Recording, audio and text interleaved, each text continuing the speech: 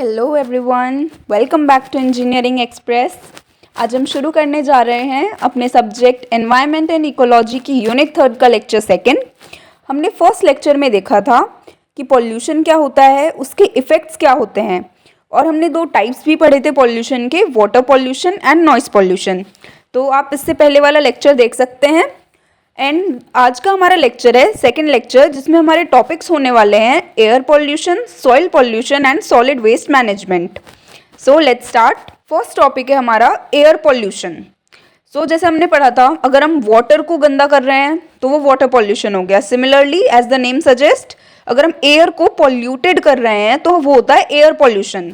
तो मतलब एयर में कोई भी ऐसे हार्मफुल सब्सटेंसेस को मिलाना जिससे कि एयर की क्वालिटी खराब हो, तो उसे हम कहते हैं एयर पॉल्यूशन।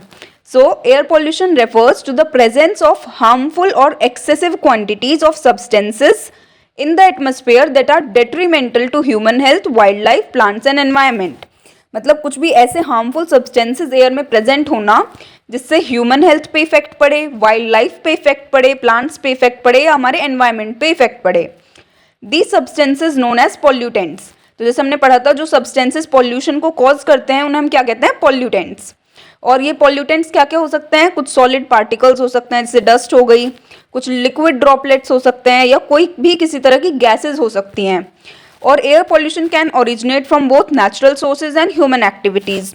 तो कुछ हमारी नेचुरल तरीकों से भी होता है एयर पॉल्यूशन, जैसे कि फॉरेस्ट फायर लग गई नेचुरली, तो उसकी वजह से, ये हमारे नेचुरल सोर्सेज की वजह से भी हो सकता है, एंड ह्यूमन एक्टिविटीज़ की वजह से तो मेनली होता ही है, जैसे कि व्हीकल्स से डर्टी गैसेज निकलती हैं, या किसी फैक्ट्रीज से, रिफाइनरीज से जो गैसेज निकलती हैं उनसे हमारा एयर पॉल्यूशन होता है। अब हम पढ़ते हैं कि टाइप्स क्या क्या हैं एयर पॉल्यूशन के।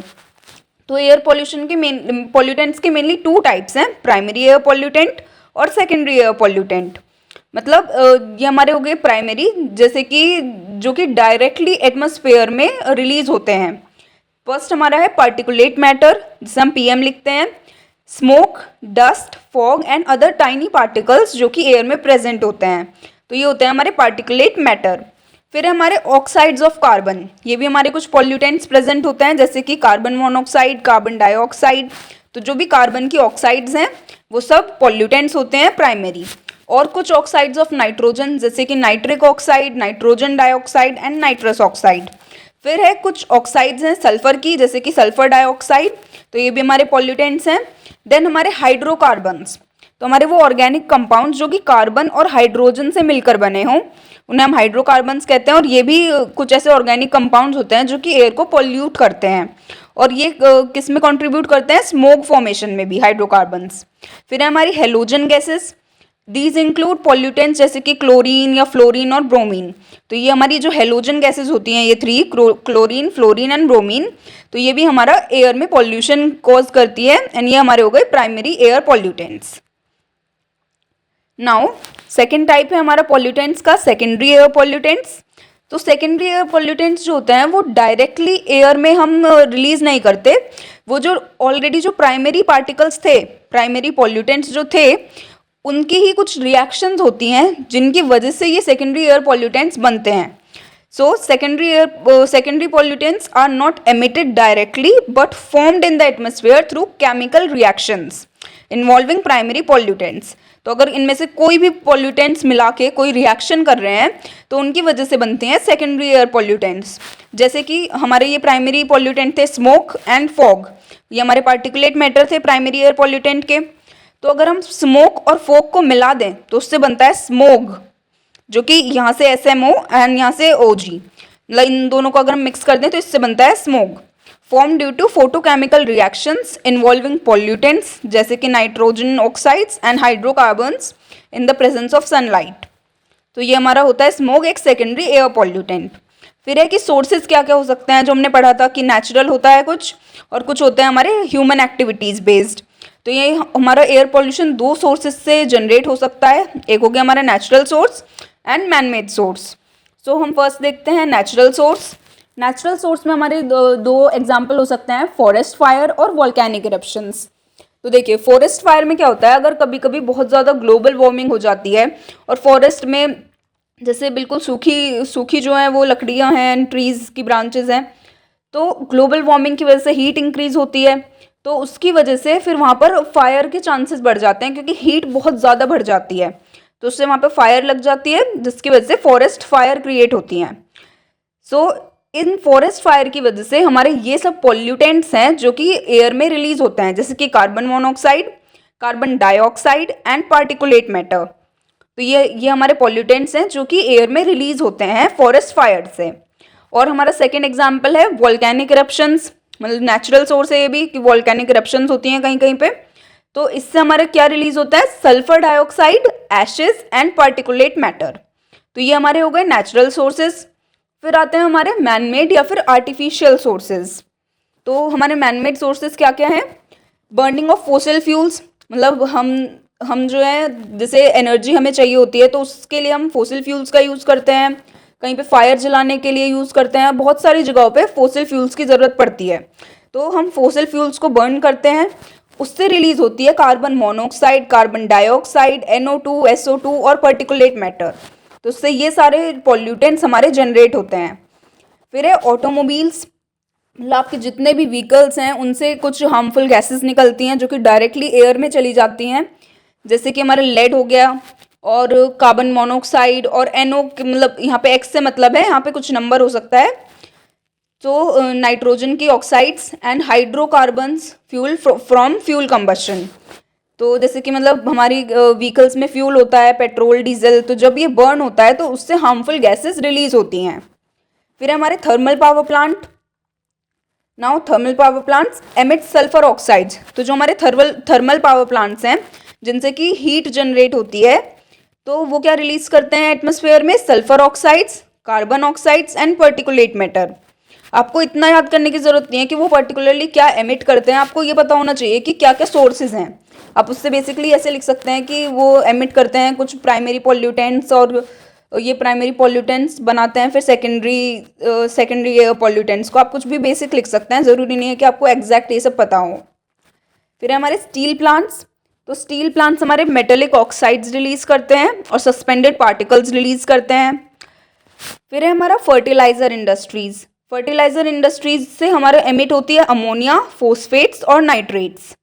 Then textile industries. Textile industries में जैसे कपड़े डाई होते हैं तो उसकी वजह से जो कुछ रेसिड्यूज होते हैं डाइज के, वो डिस्चार्ज होते हैं एयर में। केमिकल्स होते हैं बहुत सारे, और VOCs मतलब वॉलेटाइल ऑर्गेनिक कंपाउंड रिलीज होते हैं।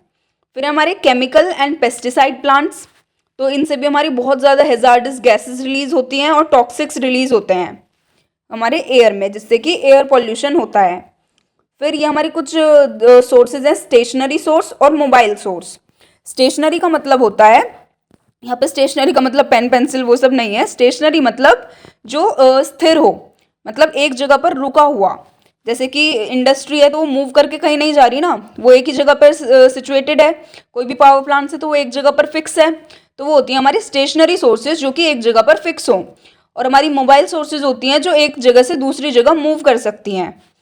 तो इंडस्ट्रियल प्लांट्स हो गए, power plants, residential heating and waste incinerators, ये सब हमारी हैं स्टेशनरी सोर्सेज। फिर है मोबाइल सोर्सेज।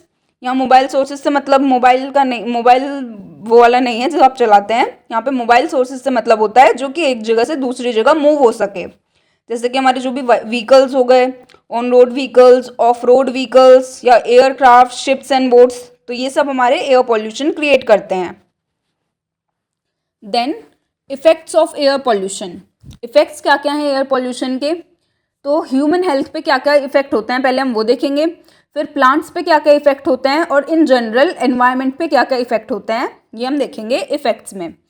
तो हमारा इसमें फर्स्ट पॉल्यूटेंट है सल्फर डाइऑक्साइड। तो अगर हमारे एयर जहाँ पर हम हैं, अगर हमारे आसपास की एयर में सल्फर डाइऑक्साइड प्रेजेंट है, SO2 प्रेजेंट है, तो उससे हमारी आइज़ में इरिटेशन हो सकती है, irritation in eyes and respiratory problems and shortness of breath. So eyes में हमारी इरिटेशन हो सकती है और हमें सांस लेने वाली प्रॉब्लम्स हो सकती हैं, और हमारी सांस फूलना एंड शॉर्टनेस ऑफ ब्रेथ जैसी हमारी प्रॉब्लम्स हो सकती हैं अगर हमारे आसपास की एयर में SO2 प्रेजेंट है। फिर है carbon monoxide. So carbon monoxide and carbon dioxide, इससे हमारे रिड्यूस होता है ऑक्सीजन लेवल्स हमारे ब्लड में, एंड इससे हमें डिजीनेस और फैटीग होता है, मतलब हमें चक्कर जैसा होता है और मतलब कमज़ोरी फील होने लग जाती है, क्योंकि इससे हमारी ऑक्सीजन लेवल जो है ब्लड में वो कम हो जाता है। और मतलब जो हमारे जो रूम हीटर्स वगैरह होते हैं, तो बहुत सारी न्यूज़ आती हैं कि लोग रूम बंद करके हीटर चलाकर सो गए तो उनकी डेथ हो जाती है, बिकॉज हमारे जो ब्लड लेवल है उसमें ऑक्सीजन रिड्यूस हो गई because of carbon monoxide and carbon dioxide. फिर है नाइट्रोजन डाइऑक्साइड। नाइट्रोजन डाइऑक्साइड से हमारी लंग डिजीजेस होती हैं और इन्फ्लेमेशन ऑफ एयरवेज होता है, मतलब हमारी लंग से रिलेटेड डिजीज़ हो सकती हैं, और जहाँ से हमारी एयर पास होती है, मतलब हम सांस लेते हैं छोड़ते हैं, तो उन जगहों में इन्फ्लेमेशन हो सकता है। फिर है हाइड्रोकार्बन्स। सो हाइड्रोकार्बन्स मतलब long term exposure can cause lung cancer. अगर हमारे एटमॉस्फेयर में हाइड्रोकार्बन्स बहुत ज़्यादा टाइम तक रहेंगे और हमारा उनसे एक्सपोजर होता रहेगा तो उससे हमें लंग कैंसर हो सकता है। So now hydrogen sulphide. Hydrogen sulphide H2S excessive inhalation can lead to unconsciousness और इवन डेथ। तो अगर हम हाइड्रोजन सल्फाइड लेते हैं तो हम अनकॉन्शियस हो सकते हैं, मतलब बेहोश हो सकते हैं, या फिर डेथ भी हो सकती है अगर हम एक्सेसिव मात्रा में उसे इनहेल कर लें तो। फिर है हमारे डस्ट या फिर suspended particles. Dust and suspended particulate matter causes respiratory problems, मतलब अगर आप बहुत ज़्यादा डस्ट इनहेल कर लें तो आपको छींकें आनी शुरू हो जाती हैं और ये आपके इंटरनली आपको हार्म करता है, आपको रेस्पिरेटरी प्रॉब्लम्स दे सकता है। सो इससे रेस्पिरेटरी प्रॉब्लम्स होती हैं जैसे कि अस्थमा, ब्रोंकाइटिस। अगर इससे आप बहुत ज़्यादा टाइम तक रहते हैं अगर डस्ट वाली एरिया में तो आपको अस्थमा हो सकता है या ब्रोंकाइटिस हो सकता है। फिर pesticides, prolonged exposure can lead to neurological disorders, depression and even death. So अगर पेस्टिसाइड्स मतलब जैसे जो फार्मर्स जब पेस्टिसाइड छिड़कते हैं तो they have to cover themselves, वरना अगर पेस्टिसाइड से जो गैसेस रिलीज हो रही हैं, जो टॉक्सिक्स निकल रहे हैं, अगर उनसे ज़्यादा टाइम तक एक्सपोजर रहे तो उससे जो है न्यूरोलॉजिकल डिसऑर्डर्स हो सकते हैं, डिप्रेशन हो सकता है और इवन डेथ भी हो सकती है। अब हम देखते हैं कि प्लांट्स पे क्या इफेक्ट पड़ता है। तो प्लांट्स का हमारा फर्स्ट है क्लोरोसिस। क्लोरोसिस क्या होता है कि जो हमारे प्लांट्स की लीव्स होती हैं उनमें क्लोरोफिल होता है जिससे वो ग्रीन रहती हैं, तो उससे उसका रिडक्शन हो जाता है leading to yellowing of leaves. Chlorophyll क्या करता है, लीव्स को ग्रीन रखने में हेल्प करता है, और क्लोरोसिस एक मतलब एक प्रॉब्लम है प्लांट्स में जिससे कि जो लीव्स हैं वो येलोइश हो जाती हैं। तो ये एयर पॉल्यूशन की वजह से होती हैं येलोइंग ऑफ लीव्स। फिर हमारा necrosis, collapse of plant tissues resulting in dead patches, मतलब इससे जो हमारे प्लांट की जो टिश्यूज होते हैं वो कोलैप्स हो जाते हैं और उससे हमारे कुछ पैचेस आने लगते हैं लीव्स पे। फिर है epinasty, downward bending of leaves due to abnormal growth patterns, मतलब उनका जो नॉर्मल जो ग्रोथ पैटर्न है वो मतलब वो डिस्टर्ब हो जाएगा और हमारे कुछ अबनॉर्मल ग्रोथ पैटर्न शो होने लग जाते हैं लीव्स में, और लीव्स जो हमारी वो डाउनवर्ड बेंड होना शुरू हो जाती हैं। तो ये हमारी 3 प्रॉब्लम्स हैं प्लांट्स में, chlorosis, necrosis and epinasty. Then environmental effects. तो एनवायरनमेंट पे हम जानते हैं बहुत सारे इफेक्ट्स होते हैं, जैसे कि ग्लोबल वार्मिंग बढ़ जाती है क्योंकि हमारी जो ये सब हमारी ग्रीन हाउस गैसेस होती हैं CO2, CH4, N2O, और ये जो होती हैं, ये जो हमारे एटमॉस्फेयर में एक्सेसिव अमाउंट में होती हैं प्रेजेंट, तो ये सारी हीट को ट्रैप करती रहती हैं और ये उस हीट को रिलीज़ नहीं होने देती, उसे अर्थ को एस्केप नहीं करने देती, वहीं पे ट्रैप कर लेती हैं, जिससे कि टेम्परेचर मेंटेन तो रहता है बट एक्सेसिव टेम्परेचर भी हो जाता है कभी कभी, तो उससे हमारे क्या होती है ग्लोबल वार्मिंग। देन हमारा सेकेंड एग्जाम्पल है एसिड रेन। सल्फर डाइऑक्साइड जब रिएक्ट करती है मॉइस्चर के साथ वो H2SO4 बनाती है and this is a acid which damages crops, soil and buildings. तो इसकी वजह से क्रॉप्स हार्म होते हैं, सॉइल ख़राब होती है और बिल्डिंग्स भी येलोइश होने लगती हैं। अगर मतलब कोई वाइट बिल्डिंग है जैसे कि ताजमहल, सो वो भी येलोइश होना शुरू हो गया है। तो ये सब किसकी वजह से होता है, एसिड रेन की वजह से। फिर हमारा ओजोन डिप्लीशन। ओजोन डिप्लीशन एक बहुत बड़ी प्रॉब्लम है, ये मेनली किसकी वजह से होता था, क्लोरोफ्लोरोकार्बन्स की वजह से।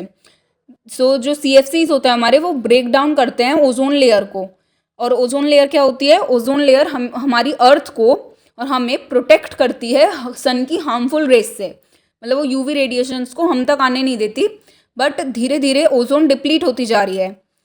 तो ये किसकी वजह से होती है, मेनली क्लोरोफ्लोरोकार्बन्स की वजह से। Now control of air pollution. अब हमने देख लिया कि एयर पोल्यूशन होता क्या है और उससे क्या इफेक्ट्स हो रहे हैं। अब हम पढ़ेंगे कि हम इसे कंट्रोल कैसे कर सकते हैं। So air pollution control can be achieve through two fundamental approaches.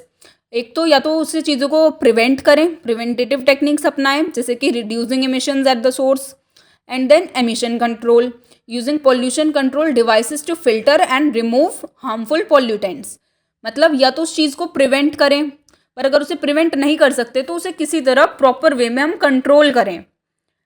So methods to control air pollution: removal of suspended particulate matter, gravitational settling chamber होते हैं जिसमें हमारे जो लार्ज पार्टिकल्स होते हैं वो सेटल डाउन हो जाते हैं ड्यू टू ग्रेविटी। मतलब ये जैसे जहाँ पर हमारे बहुत ज़्यादा सस्पेंडेड पार्टिकुलेट मैटर है अगर किसी जगह पर, तो हम वहाँ पर ये सेटअप कर सकते हैं ग्रेविटेशनल सेटिंग चैम्बर का, जिससे कि जो लार्ज पार्टिकल्स जो हैं इनमें पार्टिकुलेट मैटर में वो सेटल डाउन हो जाएंगे ग्रेविटी की वजह से। फिर हमारा एक होता है साइक्लोन सेपरेटर। इसमें हम सेंट्रीफ्यूगल फोर्स का यूज़ करते हैं पॉल्यूटेंट्स को सेपरेट करने के लिए। फिर होता है हमारा वेट स्क्रबर, जिसमें हम लिक्विड को यूजुअली यूज़, जैसे कि वाटर हो गया तो हम लिक्विड जैसे वाटर, इसे यूज़ करके हम पॉल्यूटेंट्स को ट्रैप करते हैं। फिर है control of gases pollutants, absorption in liquids, मतलब जो हमारी गैसेज हैं वो लिक्विड में डिजॉल्व करें हम। फिर chemical filtration, react with chemicals to neutralise pollutants, मतलब गैसेज हम जानते हैं रिएक्ट करती हैं तो हम उन्हें रिएक्ट करवाएं इस तरह से जिससे कि वो जो पॉल्यूटेंट्स हैं वो न्यूट्रलाइज हो जाएं। फिर है catalytic treatment, convert harmful gases into less toxic substances, मतलब अगर कोई गैसेज बहुत हार्मफुल हैं तो उन्हें लेस टॉक्सिक बनाया जाए कुछ कैटलिस्ट को यूज़ करके, कुछ एक्सटर्नल केमिकल्स को यूज़ करके। तो ये हो गए हमारे कंट्रोल ऑफ गैसेस पॉल्यूटेंट्स। फिर है using desulphurised fuel, reducing sulphur content in fuels minimises SO2 emissions, मतलब जो हमारे फ्यूल्स बनते हैं उनमें हमारे सल्फर कंटेंट अगर हम रिड्यूस कर सके तो उससे हमारे SO2 के एमिशन मिनिमाइज हो जाएगी। फिर है इंक्रीजिंग ग्रीन कवर, ये हमारा बहुत इंपॉर्टेंट पॉइंट है। मतलब अगर हम ग्रीन कवर बढ़ाएं, ग्रीन कवर से मतलब होता है प्लांट्स, ट्रीज, फॉरेस्ट, तो अगर हम ग्रीनरी इंक्रीज करें अपने आसपास जितना भी हो सके, मतलब प्लांट मोर ट्रीज, तो उससे हमारी जो CO2 अब्जॉर्ब होगी ज़्यादा से ज़्यादा, बिकॉज प्लांट CO2 को इनहेल करते हैं और हमारी जो एयर पॉल्यूटेंट्स हैं वो फिल्टर भी करते हैं। So planting more trees is very important to reduce air pollution. Then ये हमने पढ़ लिए हैं, इन्हें आप डिटेल में पढ़ सकते हैं। Gravitational setting chambers, these settle large particles out of the air due to gravity as the polluted air slows down in a large chamber. And cyclone separator, it uses centrifugal force to remove larger particles from the air by spinning them in a cyclone shaped chamber, causing particles to move outward and fall. तो gravitational chamber में क्या था, large particle settle down हो जाएंगे gravity की वजह से। Cyclone separator में वो एक साइक्लोन शेप चैम्बर में स्पिन करेंगे सारी एयर पार्टिकल्स जो भी हैं, और जिससे कि जो भी डस्ट पार्टिकल्स है वो आउटवर्ड मूव करेंगे और वो फॉल कर जाएंगे ड्यू टू ग्रेविटी। फिर है वेट स्क्रबर। वेट स्क्रबर जो है polluted air is pass through a liquid, जैसे कि वाटर, जो कि कैप्चर कर लेगा सारे पॉल्यूटेंट्स को, जैसे कि गैसेस या पार्टिकल्स, बाय अब्जॉर्प्शन और केमिकल रिएक्शन। फिर है fabric filter. Air is pass through filter bags made of fabric which trap particulate matter while allowing clean air to pass through. मतलब जैसे हमने देखा है कि वाटर फिल्टर करने के लिए होते हैं कुछ, तो ऐसे ही हम कुछ एयर फिल्टर करने के लिए भी फैब्रिक फिल्टर का यूज़ कर सकते हैं, जो कि फैब्रिक से बने होंगे, जो कि पार्टिकुलेट मैटर को ट्रैप कर लेंगे और उससे क्या पास होगी, क्लीन एयर। फिर है इलेक्ट्रोस्टैटिक प्रेसिपिटेटर। इसमें हमारा इलेक्ट्रिक चार्ज यूज़ होता है, ये और थोड़ा एडवांस है बाकी सबसे। इसमें हमारा इलेक्ट्रिक चार्ज यूज़ होगा to attract and collect dust and particles from the air on to charge plates और इलेक्ट्रोड्स, जिससे कि हमारी एयर क्लीन हो जाएगी। तो इसमें हम इलेक्ट्रिक चार्ज का यूज़ करते हैं और जो हमारी एयर है वो चार्ज प्लेट्स और इलेक्ट्रोड्स से अट्रैक्ट होती है और हमारी जो एयर है वो क्लीन हो जाती है। मतलब डस्ट पार्टिकल्स हमारे यहाँ पर सबमिट हो जाएंगे सारे और हमारी एयर जो बचेगी वो क्लीन एयर बचेगी। फिर हमारा एक बहुत इंपॉर्टेंट टॉपिक है भोपाल गैस ट्रेजेडी। सो इसके बारे में हम पढ़ते हैं। जैसे आप सब जानते हैं, there was a very big gas tragedy in Bhopal. So on the night of December 2, 1984, वहाँ पर एक इंडस्ट्रियल डिज़ास्टर हुआ था भोपाल में in India at the union carbide pesticide plant. तो एक पेस्टिसाइड प्लांट था यूनियन कार्बाइड नाम से। तो वहाँ पर एक गैस लीक हुई थी जिसका नाम है मिथाइल आइसोसाइनेट, MIC, और ये एक बहुत ही हाईली टॉक्सिक केमिकल था जिससे कि अप्रॉक्सीमेटली 30 टन MIC जो है वो रिलीज़ हो गई एटमॉस्फेयर में 1 घंटे के अंदर अंदर 30 टन MIC मतलब मिथाइल आइसोसाइनेट गैस जो थी वो रिलीज़ हो गई एटमॉस्फेयर में। फिर इससे क्या हुआ, 15,000 से 20,000 लोगों की डेथ हुई और बहुत सारे लोग इंजर हुए। Around 6 lakh people were injured. It still remains India's worst industrial disaster and is recognised as world's deadliest industrial accident. तो मतलब ये बहुत ही डेडलीस्ट इंडस्ट्रियल एक्सीडेंट था। And most of the affected residents of Bhopal were unaware of the danger until they began to experience symptoms। मतलब उन्हें कोई भी पहले से न्यूज़ नहीं पता थी, जो भी वहाँ के रेजिडेंट्स थे, वहाँ के रहने वाले, उन्हें पहले से कोई भी न्यूज़ नहीं मिली थी। डायरेक्टली उन्हें पता चला जब उनका उस गैस से एनकाउंटर हुआ। मतलब उन्हें वॉमिटिंग आनी शुरू हो गई, आई इरिटेशन हुआ और ब्रीदिंग में बहुत ज़्यादा डिफ़िकल्टी होने लगी। तो उन्हें ये सब प्रॉब्लम्स होने लगी। तब उन्हें पता चला कि कुछ हुआ है। So, the local medical community was ill prepared, lacking knowledge on how to treat exposure to MIC, because ऐसे कुछ मेजर इंसिडेंट्स पहले नहीं हुए थे। तो जो वहाँ की लोकल मेडिकल कम्युनिटी थी उन्हें नहीं पता था कि इसे कैसे ट्रीट करेंगे, क्या सॉल्यूशन होगा इसे ट्रीट करने के लिए। तो उन्हें कोई ज़्यादा नॉलेज नहीं थी इस बारे में। They lack knowledge and they didn't know कि कैसे हम MIC का जो इफ़ेक्ट हो रहा है उसे हम कैसे कम करें, कैसे रिड्यूस करें, कैसे लोगों को ठीक करें। और ये फिर जो गैस थी ये बहुत दूर तक स्प्रेड हो गई और इससे लोगों में पैनिक आ गया and people fled into the streets, many collapsing due to severe impact of the leak. So लोग सड़कों पर भागने लगे, बहुत सारे लोग वहीं पर मर गए बिकॉज उसका जो इम्पैक्ट था वो बहुत ज़्यादा था। लोगों की ऑन द स्पॉट भी डेथ हो गई थी। फिर आपको ये सब इसमें से याद कर लेना है। डेट ऑफ इंसिडेंट क्या है, December 2, 1984। कॉज क्या था, leak of methyl isocyanate MIC gas. Casualties 15,000 to 20,000 deaths and 6 lakh injuries. Significance, worst industrial disaster in the world history. So ये एक इम्पॉर्टेंट टॉपिक है, आपको ज़रूर पढ़ना है। Then London smog.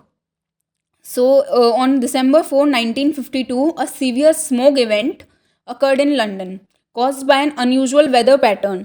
तो लंदन स्मोक क्या है, December 4, 1952 को ये इवेंट हुआ, ये कंडीशन हुई थी लंदन में, जिसमें कि हमने देखा था एक unusual weather pattern, a high temperature air mass trapped cold air near the ground leading to a temperature inversion. तो इसमें बहुत ज़्यादा टेम्परेचर इन्वर्जन हो गया था, एक हाई टेम्परेचर एयर मास था जो कि नियर द ग्राउंड आ गया था। This inversion created thick smoke over London. तो इससे जो लंदन के ऊपर पूरे थिक स्मोक हो गई थी, कंबाइनिंग विद सल्फर डाइऑक्साइड, जिसमें क्या मिक्स हुआ, sulphur dioxide release by burning coal in industries and homes. तो वहाँ पर इंडस्ट्रीज और घरों में कोल बर्न होने की वजह से एयर में सल्फर डाइऑक्साइड रिलीज हुई और वो मिक्स हो गई उस स्मोक के साथ। The result was London smoke, a type of chemical smoke that pose severe health risk. तो ये एक टाइप का स्मोक है जिसकी वजह से बहुत ज़्यादा हेल्थ रिस्क होते हैं। It is known as London smoke. This smoke is typically composed of SO2, जो हमने पढ़ा इसमें सल्फर डाइऑक्साइड होती है, स्मोक होता है, डस्ट होती है, ऑक्सीजन और बहुत सारे पॉल्यूटेंट्स होते हैं जो कि वर्सन हो जाते हैं in the early morning hours and becoming more dangerous after sunrise. तो ये मतलब बहुत ही बेकार कंडीशन होती है अर्ली मॉर्निंग आवर्स में और बहुत ज़्यादा डेंजरस हो जाता है after sunrise. With the presence of sunlight SO2 is oxidise to form sulphur trioxide. क्योंकि देखिए यहाँ पे अर्ली मॉर्निंग आवर्स में सन इतना ज़्यादा नहीं होता, बट उसके बाद जब सनलाइट पड़ती है उस स्मोक में तो उसकी वजह से जो SO2 ऑलरेडी उसमें प्रेजेंट थी, सल्फर डाइऑक्साइड, वो ऑक्सीडाइज हो जाती है प्रेजेंस ऑफ सनलाइट में और वो कन्वर्ट हो जाती है किसमें, सल्फर ट्राइऑक्साइड में, which reacts with moisture in the air और उससे क्या बन जाता है, sulphuric acid, which is very harmful for humans. So इससे हमारा एसिडिक स्मोक बनता है और ये हमारे ह्यूमन रेस्पिरेटरी सिस्टम को हार्म करता है, which has been linked to numerous respiratory illness, जैसे कि अस्थमा हुआ इससे और ब्रोंकाइटिस। सो ये हमारा लंदन स्मोक था। ये हैं इसके कुछ की facts. Date of incident December 4, 1952। Cause क्या था इसका, टेम्परेचर इन्वर्जन हुआ और sulphur dioxide emissions. Impact, wide spread respiratory issues और इससे डेथ्स भी हुई। फिर टाइप ऑफ स्मोक क्या है, ये केमिकल स्मोक है जिसमें स्मोक मिला हुआ है और SO2 और इसकी वजह से क्या हुआ, सनलाइट के प्रेजेंस में ये SO2 SO3 में कन्वर्ट हो गया और फिर मॉइस्चर से रिएक्ट करके ये सल्फ्यूरिक एसिड बन गया, जिसकी वजह से ह्यूमन रेस्पिरेटरी सिस्टम में प्रॉब्लम्स हुई। सो ये था हमारा लंदन स्मोग। अब है लॉस एंजलिस फोटोकेमिकल स्मोग। ये भी एक टाइप ऑफ स्मोग वाली प्रॉब्लम थी। ये है हमारा फोटोकेमिकल स्मोग। ये एक टाइप का एयर पोल्यूशन था जो हुआ by the interaction of VOCs और ऑक्सीडेंट्स। मतलब ये हमारे वॉलेटाइल ऑर्गेनिक कंपाउंड्स और ऑक्सीडेंट्स जब मिले इन द प्रेजेंस ऑफ सनलाइट तो उससे हमारा बना फोटोकेमिकल स्मोग। ये हमारा फर्स्ट मेजर इंसिडेंट था फोटोकेमिकल स्मोक का। ये कहाँ पर हुआ था, Los Angeles USA in the 1940s and it has since become a regular issue in many cities with high levels of vehicle emissions। मतलब जहाँ पर high level of vehicle emissions होते हैं, मतलब व्हीकल से डर्टी गैसेस निकलती हैं, तो वहाँ पर ये इशू बहुत ज़्यादा प्रिवेलेंट होता है। Unlike the London smoke which is caused by smoke and fog, photochemical smoke बनता है जब सनलाइट प्रमोट करती है केमिकल रिएक्शन बिटवीन पॉल्यूटेंट्स। हमने पढ़ा था कि जो प्राइमरी पॉल्यूटेंट्स होते हैं वो आपस में केमिकल रिएक्शन करते हैं और कुछ और पॉल्यूटेंट्स को रिलीज़ करते हैं। तो ये होता है हमारा photochemical smoke, creating ozone and other harmful substances that irritate the eyes, nose and respiratory system. तो इससे क्या हुआ, फोटोकेमिकल स्मोक से आइज प्रॉब्लम हुई, नोज प्रॉब्लम हुई और रेस्पिरेटरी सिस्टम वाली प्रॉब्लम होने लगी लोगों को। This type of smoke is more prevalent in hot, dry and Sunny climates. तो ये कहाँ पर ज़्यादा होता है, जहाँ पर हॉट क्लाइमेट हो या ड्राई या सनी क्लाइमेट हो, वहाँ पर ये ज़्यादा प्रिविलेंट होता है। Particularly in areas with high level of traffic and industrial pollution.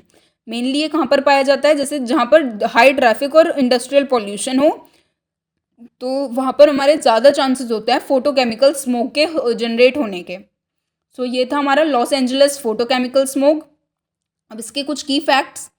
तो ये हुआ कैसे, interaction of volatile organic compounds हुआ इन प्रेजेंस ऑफ सनलाइट।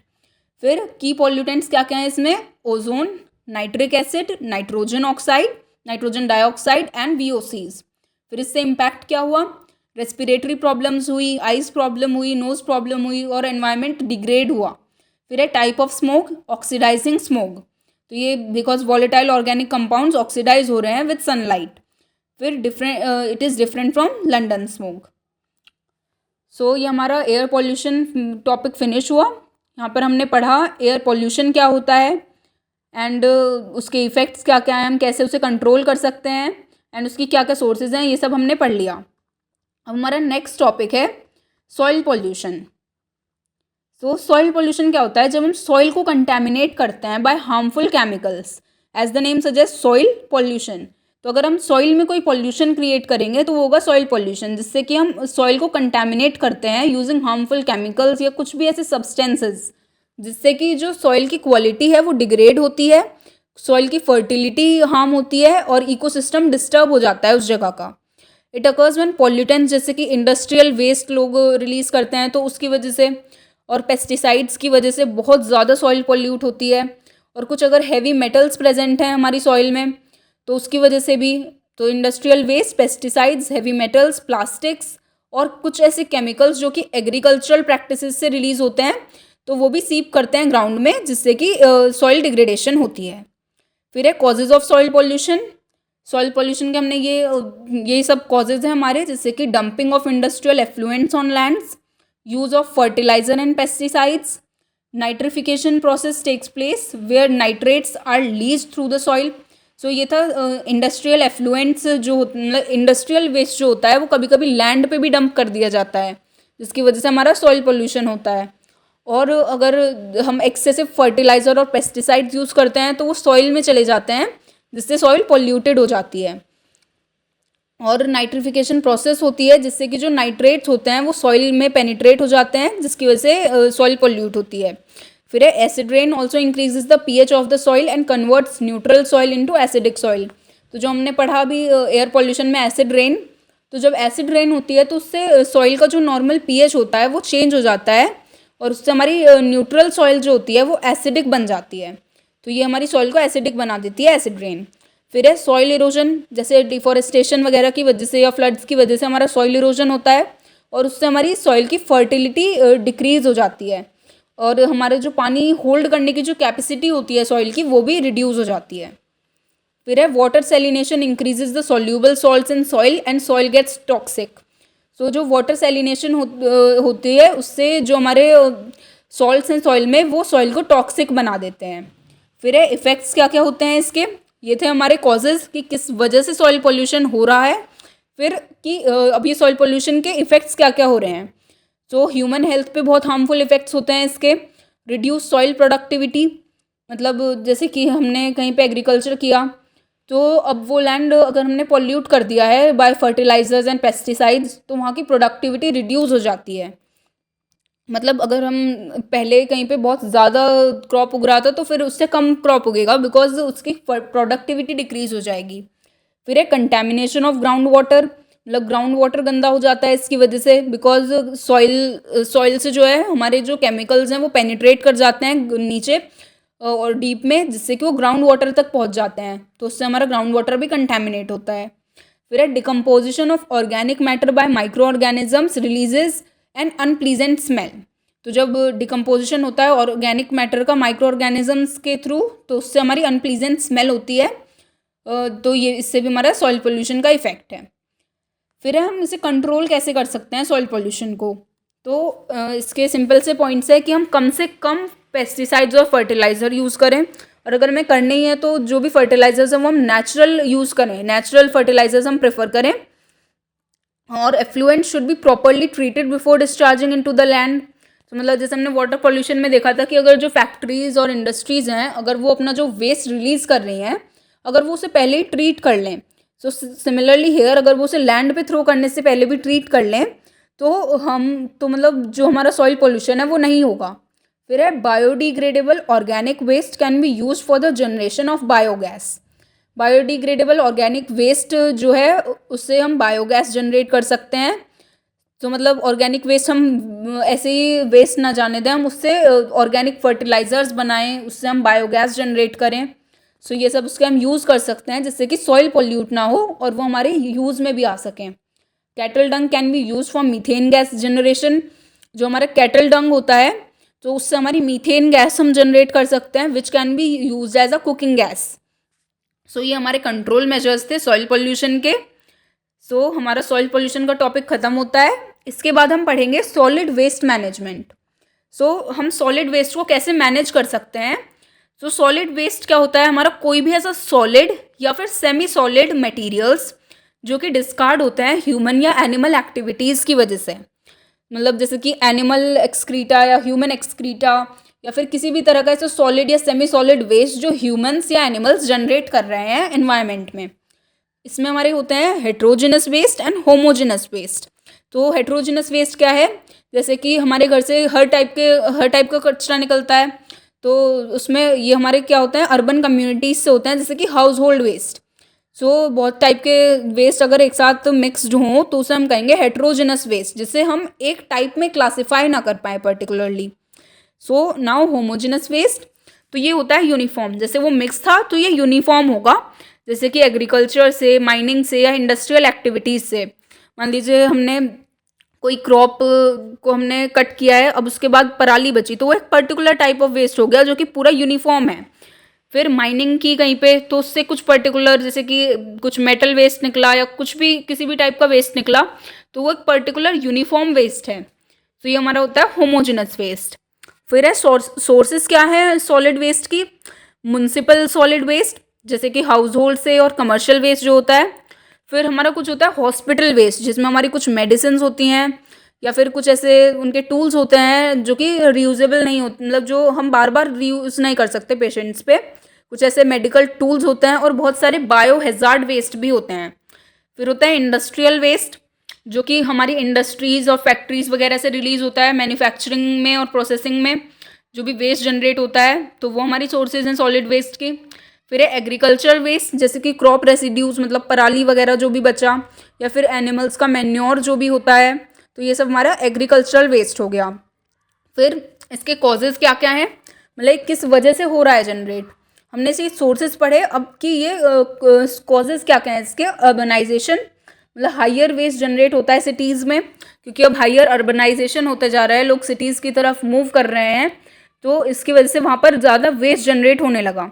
फिर ओवर पॉपुलेशन, जैसे जैसे लोगों की पॉपुलेशन बढ़ेगी तो वो और ज़्यादा वेस्ट जनरेट करेंगे, तो urbanisation, over population, technology, rapid obsolescence of electronics and gadgets, तो टेक्नोलॉजी भी एक रीज़न है, and affluence, higher consumption patterns in wealthy societies. So जो वेल्दी सोसाइटीज़ हैं वो और ज़्यादा हायर पॉल्यूशन क्रिएट करती हैं और ज़्यादा सॉलिड वेस्ट जनरेट होता है वहाँ पर। फिर इफेक्ट्स ऑफ सॉलिड वेस्ट, तो इससे हमारे हेल्थ हजार्ड्स होते हैं, जैसे कि ह्यूमन हेल्थ पे हमारे हार्मफुल इफेक्ट्स होते हैं, और pathogens in waste can spread diseases, तो जो हमारे वेस्ट में जो माइक्रो ऑर्गेनिजम्स और हार्मफुल बैक्टीरिया वायरसेस हैं वो हमारे डिजीजेस स्प्रेड कर सकते हैं। फिर है एनवायरमेंटल डैमेज, इम्प्रॉपर डिस्पोजल से हमारे इकोसिस्टम्स हार्म होते हैं, और वाटर लॉगिंग और मॉस्किटो ब्रीडिंग हो सकती है ड्यू टू चोक ड्रेनेज, मतलब अगर कहीं पे पानी भर जाता है तो वहाँ पर मॉस्किटोज ब्रीड कर सकते हैं, जिसकी वजह से डेंगू, मलेरिया, बहुत सारी प्रॉब्लम्स हो सकती हैं, एंड वाटर लॉगिंग की प्रॉब्लम हो जाती है इन सम एरियाज, अगर वहाँ पे चोक ड्रेनेज हो जाए, मतलब कोई प्रॉपर ड्रेनेज का सिस्टम ना मिले तो वहाँ पर पानी भर जाएगा, जिसकी वजह से अगर हमारी क्रॉप्स हैं कहीं पे तो वो भी पूरी स्पॉइल हो जाती हैं क्योंकि वहाँ पर एक्सेसिव वाटर हो गया। Now human and animal risk, improper handling can lead to fatalities, मतलब अगर हम किसी भी सॉलिड वेस्ट को प्रॉपरली डिस्पोज नहीं करते तो उससे हमारे ह्यूमन और एनिमल दोनों के लिए रिस्क हो सकता है। फॉर एग्जांपल जैसे मान लीजिए कोई कांच का बर्तन टूटता है तो जब वो एक जगह पर ले जाकर फेंक दिया जाता है, कभी कभी किसी सॉइल पोल्यूशन, मतलब सॉइल पोल्यूशन होता है जिसकी वजह से, तो वहाँ पर एनिमल्स भी फीड करते हैं कभी कभी उस कचरे पे, और वो उससे हार्म हो सकते हैं, जैसे कि किसी ग्लास मटेरियल से वो हार्म हो सकते हैं। So this can lead to fatalities. Now disposal methods of solid waste, हम उसे डिस्पोज कैसे कर सकते हैं। इंसिनरेशन एक तरीका होता है, मतलब बहुत ही हाई टेम्परेचर पे हम वेस्ट को बर्न करते हैं जिससे कि उसकी वॉल्यूम रिड्यूस हो जाए, तो ये होता है हमारा incineration, burning at high temperature to reduce volume. फिर होता है landfill, dumping waste in designated areas, जैसे कि आपने सुना होगा दिल्ली में कचरे का पहाड़ है, तो उस तरह से वो लैंडफिल है एक, मतलब जहाँ पे लोग वेस्ट को डंप कर देते हैं, तो उसके लिए कुछ पर्टिकुलर एरियाज फिक्स की जाती हैं कि यहाँ पर सारा डंप होगा सारा वेस्ट, तो उससे लैंडफिल्स बन जाते हैं वेस्ट के। फिर है एक तरीका डंपिंग इनटू सीज, मतलब ये चीज़ें बहुत गलत हैं बट ये होती हैं। डिस्पोजल इन ओशंस, जो कि बहुत ज़्यादा हार्मफुल है एनवायरनमेंट के लिए, क्योंकि इसकी वजह से जितना भी सीज का पूरा इकोसिस्टम है वो पूरा डैमेज हो जाता है। हमने वाटर पॉल्यूशन में पढ़ा था कि जब हम ओशंस और सीज इनमें हम इंडस्ट्रीज से या कहीं से भी हम कूड़ा जब डंप करते हैं तो जो हमारा ऑक्सीजन लेवल है वो रिड्यूस होता है, तो फिशेज़ और जो भी एक्वेटिक एनिमल्स और प्लांट्स हैं उनके लिए बहुत ही ज़्यादा प्रॉब्लम्स क्रिएट हो जाती हैं और हमारा पूरा इकोसिस्टम डैमेज हो सकता है। फिर है composting, organic waste decompose into nutrient rich compost, मतलब जो हमारा ऑर्गेनिक वेस्ट है अगर हम उसे न्यूट्रिएंट रिच कंपोस्ट में कन्वर्ट कर लें, जैसे कि हमारा जो घरों से जो किचन वेस्ट निकलता है जनरली, जैसे कि सब्जियों के छिलके या फ्रूट्स के छिलके, सो इस टाइप से हमारा जो भी वेस्ट होता है तो उससे हमारा बहुत ज़्यादा अच्छा कंपोस्ट बन सकता है नेचुरल। तो हम ये तरीका अपना सकते हैं डिकम्पोज करने के लिए वेस्ट को। फिर हमारा होता है पायरोलिसिस, इसे हम अभी डिटेल में पढ़ेंगे। ये होती है एक डिकम्पोजिशन करने का तरीका एब्सेंस ऑफ ऑक्सीजन में, मतलब बिना ऑक्सीजन को यूज़ किए हम कुछ मटेरियल्स को बहुत ज़्यादा हाई हीट पे एक्सपोज करते हैं, तो वो होती है हमारी पायरोलिसिस। फिर है flowing into fields mixing waste into agricultural land, मतलब वेस्ट को जो हम एग्रीकल्चरल लैंड्स में मिक्स कर दें, चाहे मेनली ऑर्गेनिक वेस्ट, जिससे कि वो सॉइल हमारी और फर्टाइल हो सके। फिर है vermi composting, using worms to decompose organic waste, हमारे रेड वर्म्स होते हैं जो कि वर्मी कंपोस्टिंग में हेल्प करते हैं। सो हम इन वर्म्स को इनकी हेल्प ले सकते हैं ऑर्गेनिक वेस्ट को कंपोस्ट में कन्वर्ट करने के लिए। ओपन बर्निंग सिंपल होती है ये, बट ये पॉल्यूट करती है एनवायरनमेंट में, क्योंकि बर्निंग से हमारी हार्मफुल ऑक्साइड्स निकलेंगी, जैसे कि कार्बन डाइऑक्साइड, कार्बन मोनोऑक्साइड और भी बहुत हार्मफुल गैसेस निकलेंगी, जिसकी वजह से ग्लोबल वार्मिंग होगी और एयर पॉल्यूट होगी, तो इससे हमारा पॉल्यूशन और ज़्यादा बढ़ेगा। फिर हमारा कंपोस्टिंग हमारी एक नेचुरल प्रोसेस है जहाँ पर माइक्रो ऑर्गेनिजम्स जो होते हैं जैसे कि बैक्टीरिया, फंजाई, ये ब्रेक डाउन करते हैं ऑर्गेनिक वेस्ट को न्यूट्रिएंट रिच कंपोस्ट में। तो इसी की एक एडवांस टेक्नोलॉजी होती है टेक्निक होती है वर्मी कंपोस्टिंग, जिसमें हम पर्टिकुलरली रेड वॉर्म्स का यूज़ करते हैं ऑर्गेनिक वेस्ट को डिकम्पोज कराने के लिए। कंपोस्टिंग में होता है कि हमारे सिर्फ किसी भी टाइप के माइक्रो ऑर्गेनिजम्स अगर ऑर्गेनिक वेस्ट को कंपोस्ट में कन्वर्ट कर दें तो उससे हमारी होती है कंपोस्टिंग। इससे हमारा बेनिफिट्स क्या क्या है? इससे हमारी वेस्ट का जो वॉल्यूम है वो रिड्यूस हो जाएगा और हम उसे रीयूज़ कर सकते हैं in the form of compost.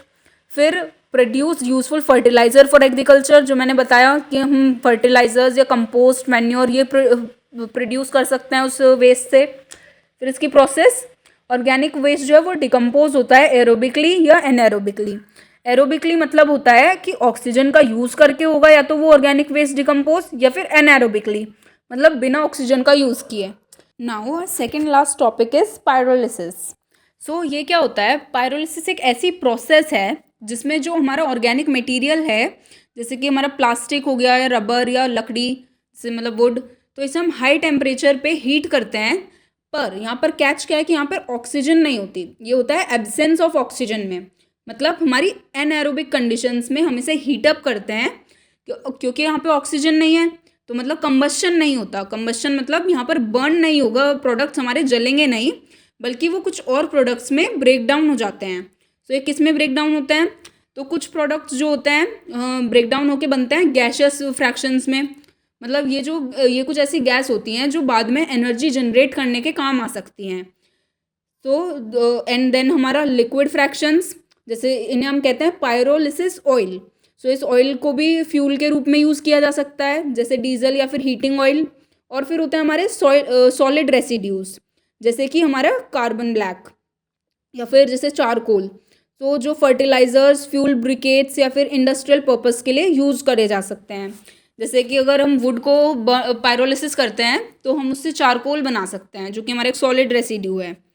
फिर पायरोलिसिस का यूज़ मतलब अक्सर कचरे को रिसाइकिल करने के लिए किया जाता है, जैसे वेस्ट प्लास्टिक को फ्यूल बनाने के लिए या पुराने टायर्स को दोबारा इस्तेमाल होने वाले प्रोडक्ट्स में बदलने के लिए।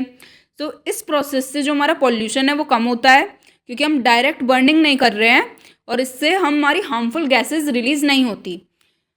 सो इससे हम यूज़फुल प्रोडक्ट्स बना सकते हैं अपने वेस्ट के, ऑर्गेनिक वेस्ट से। नाउ एंडोथर्मिक प्रोसेस, क्योंकि एंडोथर्मिक क्या होता है? जो कि हीट को लेती है प्रोसेस।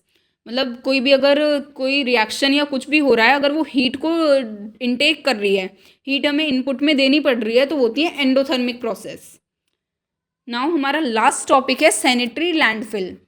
सो सैनिटरी लैंडफिल क्या होता है कि ये हमारा एक तरीका है वेस्ट डिस्पोजल का in the upper layers of the earth. So इसमें हमारा क्या होता है कि हम अर्थ की कुछ अपर लेयर में गार्बेज को बरी कर देते हैं, मतलब गार्बेज को गाड़ देते हैं एक तरह से कुछ अपर लेयर में, और ये एक सेफ और कंट्रोल्ड वे में किया जाता है। वेस्ट को हम कुछ लेयर्स में स्प्रेड कर देते हैं, फिर हम उसके ऊपर सॉइल डालते रहते हैं, जिससे कि जो हमारा वेस्ट है उसका साइज़ रिड्यूस हो जाता है और वो कंपोस्ट में बदल जाता है। और हम उसे सॉइल से कवर करते रहते हैं। वो किस लिए करते हैं? जिससे कि बैड स्मेल ना आए उस जगह पर, और जो हमारे पेस्ट हैं या मतलब कुछ माइक्रो ऑर्गेनिजम्स और मतलब कुछ भी ऐसा ना हो कि जिससे डिजीजेस स्प्रेड हो। सो हम उसे कवर्ड रखते हैं और हमारा पॉल्यूशन नहीं होता उस वजह से।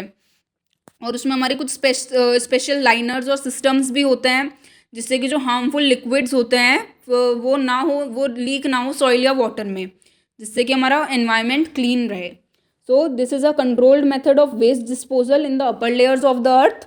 और एक ट्रेंच 3 to 5 फीट डीप जो है वो एक्सकेवेट किया जाता है, एक तरह से गड्ढा खोदा जाता है 3 से 5 फीट डीप, और इसमें हमारा जो भी वेस्ट होता है हम वो सारा डाल देते हैं लेयर्स की फॉर्म में। फिर उसे मतलब उस पर फिर हम जो सॉइल है उसे डाल देते हैं, और उससे क्या होता है एक लेयर बन जाती है उस वेस्ट की, और उस पर फिर माइक्रो ऑर्गेनिजम्स फीड करते हैं, जिससे वो उस ऑर्गेनिक मैटर को डिकम्पोज कर देते हैं मैन्योर में या कंपोस्ट में। इसके एडवांटेजेस क्या होते हैं? इसमें हमें कोई भी मशीन नहीं चाहिए, जैसे कि हमने पढ़ा था इंसिनरेटर, तो उसमें हमें बर्निंग करनी होती है वेस्ट की, तो वो बहुत कॉस्टली होती हैं। तो ये कॉस्ट इफेक्टिव मेथड है, हमें कुछ एक्स्ट्रा मतलब ज़्यादा खर्चा नहीं करना पड़ रहा, बस एक्सकेवेशन वगैरह में जो खर्चा होगा वही होगा बस। और जो हमारा वेस्ट है उसकी हमारी वॉल्यूम रिड्यूस हो जाएगी, क्योंकि वो कन्वर्ट हो जाएगा ओवर टाइम मैन्योर वगैरह में। और ये सिमिलर कैसे है कंपोस्टिंग से, क्योंकि इसमें हो तो कंपोस्टिंग ही रही है। मतलब वो वहाँ पर जब हम उसे उस गड्ढे में डालेंगे और उसके ऊपर सॉइल डालेंगे, तो वहाँ पर जो नीचे वो कंपोस्टिंग ही होगी, बट ये मतलब ये एक लैंडफिल करने का तरीका है, बट इनसाइड द अर्थ। मतलब इसमें कंपोस्टिंग होगी, बट हम वेस्ट को एक लैंडफिल में डालकर कंपोस्टिंग कर रहे हैं। बट यहाँ पर ओपन लैंडफिल ना होके अगर ये क्लोज्ड है तो ये इसे हम कहते हैं sanitary landfill. So I hope आपको आज का लेक्चर पसंद आया हो। Thank you students, join us and subscribe our channel. Thank you.